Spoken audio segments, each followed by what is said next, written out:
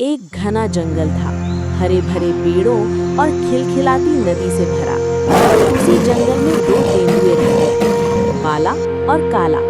दोनों बहुत तेज और चालाक थे, पर दोनों में एक कमी थी, घमंड। बाला को अपनी गति पर घमंड था। मैं पूरे जंगल में सबसे तेज दौड़ता हूँ, वो हर जानवर को बताता रहता। काला को अपनी छलांगों पर घमंड था। मेरी छलांगों के आगे तो पहाड़ भी छोटे पड़ जाएं। दोनों में अक्सर ये बहस चलती रहती कि कौन सबसे ताकतवर है।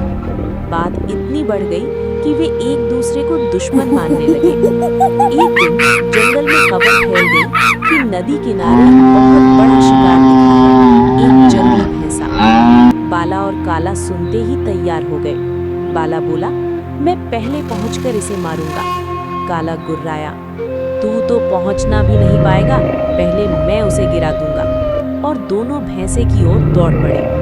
जब वे पहुंचे तो देखा कि भैंसा बहुत बड़ा और शक्तिशाली था। उसके सींग तेज और खतरनाक थे। पर दोनों तेंदुओं को अपने घमंड पर इतना भरोसा था कि बिना सोचे समझे उस पर हमला कर दिया। भैंसे ने पहले बाला को हवा में उछाला और फिर काला को जोर से पछाड़ दिया। दोनों दर्द से कराहते हुए पीछे मुड़ गए। वो भैंसा गुर्राता हुआ भाग निकला। बाला गुस्से में बोला, ये सब तेरी वजह से हुआ, तू बीच में ना आता तो मैं इसे मार देता। काला चिल्लाया, नहीं, तूने ही सब गड़बड़ की, मेरी योजना थी। दोनों लड़ते लड़ते जोर से दहाड़ने लगे। उनकी आवाज सुनकर जंगल का राजा शेर, राजा वीर वहां पहुंच गया। वो शक्तिशाली, शांत और न्यायप्रिय था। वो गर्जन कर बोला, ये कैसी फिजूल की लड़ाई है। बाला और काला ने अपना अपना पक्ष बताया और एक दूसरे को दोष देने लगे। शेर ने गहरी सांस ली और बोला, अगर तुम दोनों ने मिलकर भैंसे को शिकार किया होता तो ये हाल न होता।